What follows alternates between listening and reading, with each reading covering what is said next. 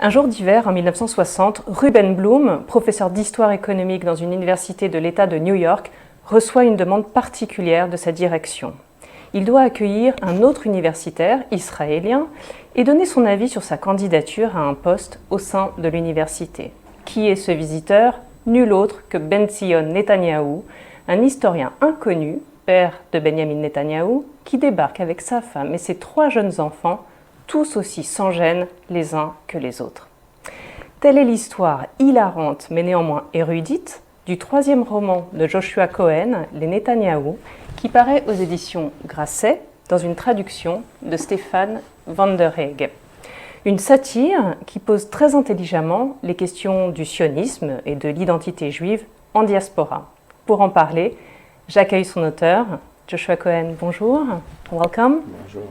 Why did you want to focus on Ben-Zion Netanyahu, who came to visit the campus? From this person who I didn't know that much about, Ben-Zion Netanyahu, what did I know at that time? I knew that he lived in the States. Mm-hmm. I knew that he was a professor of medieval history. Mm-hmm. I knew that he'd written a number of books, including one book that was very large, that was about 1,000 pages long, called, I didn't know the title, it was called The Origins of the Inquisition in 15th Century Spain, and I remembered what the book looked like because the cover, the spine of it was orange, mm-hmm. and on the shelf it took up like half the shelf, that's how big it was, so I could, visualize that, but no, and so what did I know about him besides that he was the author of this, large book that I never read? At the time, I knew that his eldest son was the national kind of hero and martyr, who died in the raid in Entebbe on July 4th, 1976, when freeing of the Air France hostages. Mm-hmm. I knew Bibi was Bibi, and I knew Ido kind of lived somewhere in New York.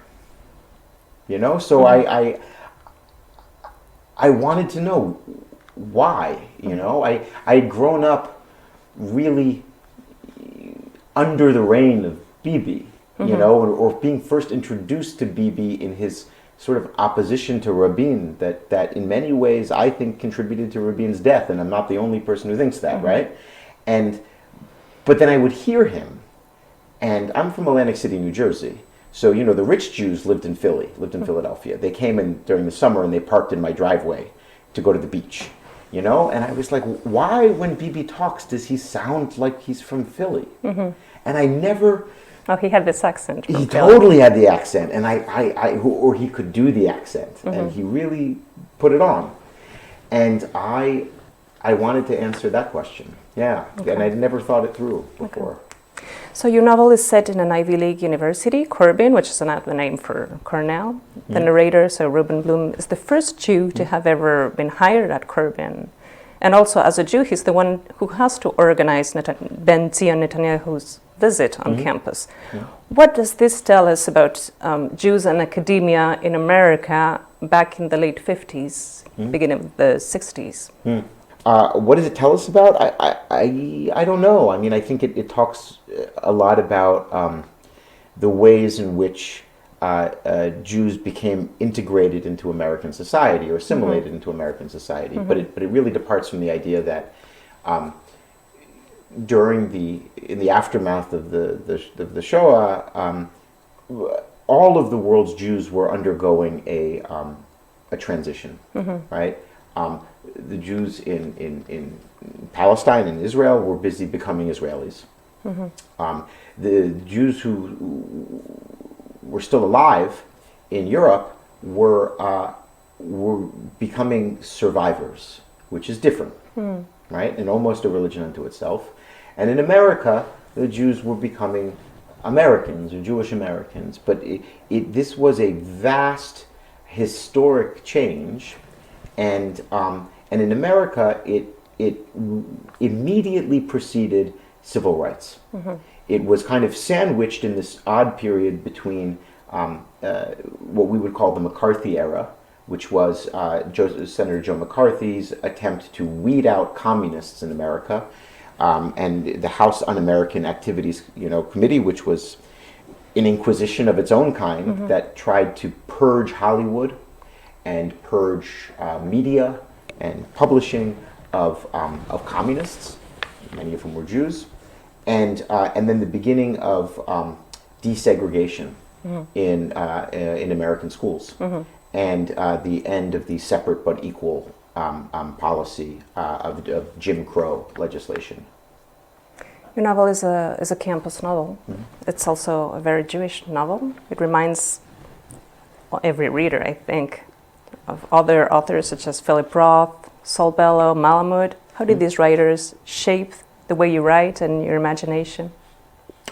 Yeah, I mean, I think this book is very much an homage to that period. Though, I mean, there's a lot to say, I think, about those writers. I think that there's 2 points maybe that are most salient. The first one would be that I think a lot of people see that literature, Jewish American literature, as a mid-20th century phenomenon, that maybe because of its maleness, maybe because of its treatment of women and treatment of other minorities, it seems like at this point a lot of its values are relics or of the past.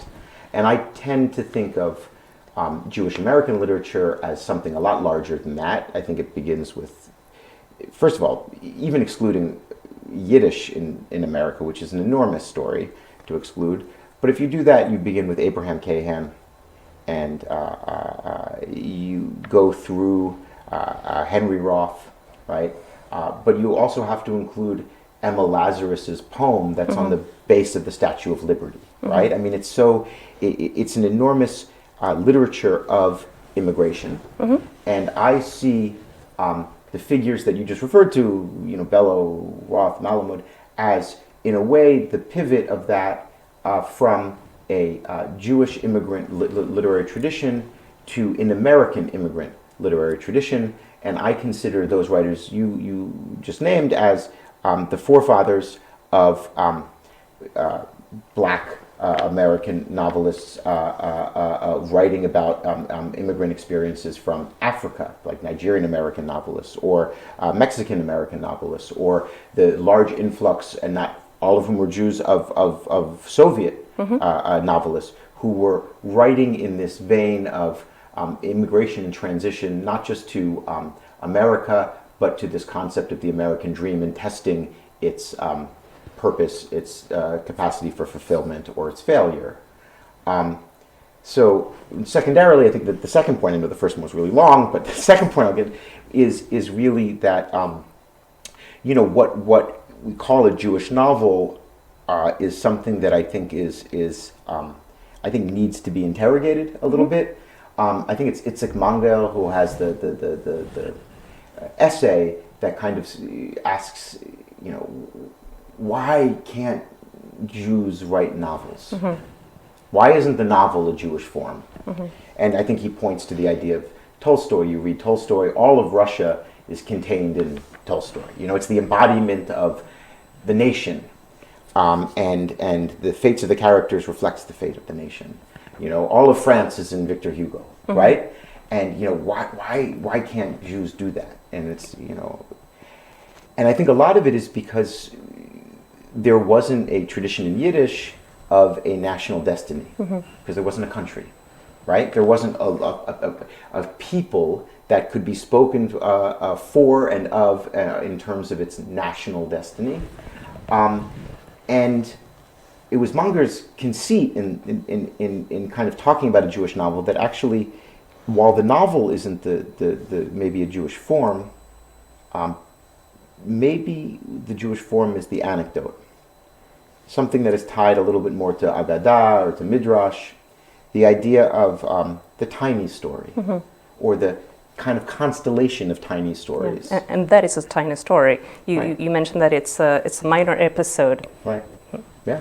So I'd like to get back to Ben Zion and his family. The way they depict Ben Zion is like the opposite way you depict Reuben. Ben Zion is a loud, obnoxious, inconsiderate man, a hardcore Zionist. Is this? Does he embody the strong, fearless Jew of the young state of Israel in your mind? I mean, first of all, I like the guy. I feel a lot of sympathy for Benzion Netanyahu. He's a man, again, during the most consequential decade of all of Jewish history, if you believe such a thing as Jewish history exists, but that's another thing that's discussed in the book. But the most consequential decade of Jewish history, period. Benzion Netanyahu was not being murdered in Europe. I mean, he's born in Warsaw, but he's not living there anymore. He's in Palestine. But he's not being murdered in Europe, and he's not in Palestine and then the state of Israel building the young state. He's in New York, suburban Long Island, and then suburban Philadelphia. So he's a man who feels excluded from history. He feels resentful. He sees all of... he can't even fully rejoice in the founding of the State of Israel, because the founding of the State of Israel and its early governance is all controlled by labor Zionists who were the enemies of the revisionists. And Jabotinsky was exiled from Palestine by the British, and revisionists were kept out of the early governments of Israel. And so he's a man seething who feels, in a way, excluded by history. And he raises his children in that kind of hothouse of resentment and of rage. And that's what makes him a compelling character, to me at least. But so I don't see him as representing the the Ben Gurion ideal, right? I see him as something far stranger. Well, you just mentioned it. He's a follower of Jabotinsky. Jabotinsky, who says, if you don't eliminate the diaspora will eliminate you. How do you think the sentence applies to American Jewry? Oh, I don't know. We're figuring it out. You know, I mean, I try to every day eliminate the diaspora so it doesn't eliminate me. I don't know. It's like, one must renew the work, right? It's not as up to you to finish the task. You must begin it, right? It's Pirkei Avot. I don't know what to say. Like, I think that it's a zero-sum proposition, right? It's one that is enormously attractive. I think in today's tribalism, where we feel the weakening of pluralistic, multicultural, multi-ethnic democracies, and it feels more comfortable or safer to revert to a tribal identity. And I wanted to interrogate that aspect of myself. I wanted to interrogate my own, I think, darker impulses toward tribalism, and to want to understand why that sort of voluntary separatism was attractive. And I also wanted to figure out what was the link between this voluntary separatism of a right-wing Zionist movement of the early 20th century and the voluntary separatism of many left-wing movements of the 21st century. And the idea of safe spaces for different minority groups that you see appearing all over American campuses.